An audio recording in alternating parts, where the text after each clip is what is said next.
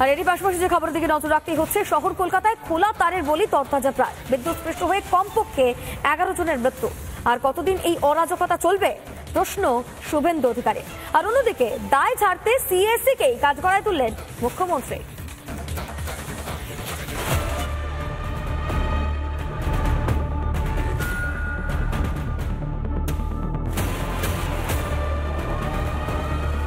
এই ছবি নেতাজি নগরের।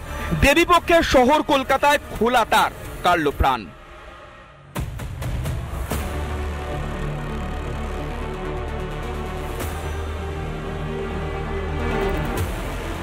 শহর কলকাতায় খোলা তারের বলি একের পর এক তরতাজা প্রাণ। লাফিয়ে বাড়ছে মৃতের সংখ্যা। উত্তর থেকে দক্ষিণ, সল্টলেক থেকে শহরতলি, এক রাতের বৃষ্টিতে তছনছ মহানগর। ডোবা জলে খুলে গেল রাজ্যের উন্নয়নের মুখোশ।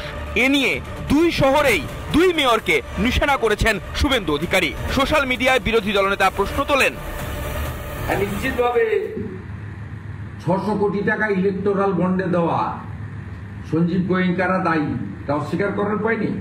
মনোজ বার্মা সিপি, মেয়র ফিরাদ হাকিম, সিএসসির চেয়ারম্যান সঞ্জীব গোয়েঙ্কা, তিনজনকে আমরা জেলে দেখতে চাই। আর মুখ্যমন্ত্রী মমতা ব্যানার্জির পদত্যাগ চাই। দুর্দশার দায় কার? আজকের দিনে প্রযুক্তি অনেক উন্নত। বৃষ্টি কত হবে আগেই আভাস পাওয়া যায়। এটা কলকাতা ও বিধাননগরের অদক্ষ মেয়রদের উদাসীনতার ফল। বিদ্যুৎ দপ্তরের মারাত্মক দোষ। খোলা তার নিয়ে কেন ব্যবস্থা নয়? শুভেন্দু অধিকারী আরো লেখেন, এটা অপরাধ, দোষীদের শাস্তি হওয়া উচিত।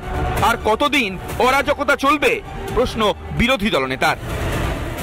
অন্যদিকে রাজপথে যখন দেহ ভাসছে, মুখ্যমন্ত্রী তখন দায় চাপাচ্ছেন সিএসসির উপর।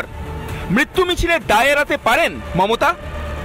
যেভাবে মাননীয় মুখ্যমন্ত্রী সমস্ত দায়ভার সিএসসির উপরে ছেড়ে দিতে চাইছে, এইভাবে দায়িত্ব ছেড়ে পালানো যায়। ব্যাঙ্গালোরেও তো জল জমে, কিছুদিন আগে হায়দ্রাবাদে জল জমেছিল, ইলেকট্রিকের তার ছিঁড়ে মানুষের মৃত্যু ঘটছে। কেন কলকাতাতে বারবার হয়? সেজন্য দায়ভারটা নিতে শিখুন। সবসময় লোকের ঘাড়ে দায় চাপিয়ে দেবেন। আপনার দল বন্ডের টাকা তোলেনি সিএসসি থেকে? অন্য কোনো ভেন্ডার আনেননি কেন? বা অন্য কোনো কোম্পানি নেই? আপনি আনতে দেননি, একমাত্র সিএসসি কে রেখেছেন কেন? নিকাশির ব্যবস্থার কি ব্যবস্থা করেছেন মুখ্যমন্ত্রী আপনি এবং আপনার সরকার? এতদিন সিএসসি সচেতনতা নিয়ে আগে কেন মুখ খোলেননি মমতা? আর কত প্রাণ গেলে তবে ফিরবে রাজ্যের হুঁশ? রিপাবলিক বাংলা।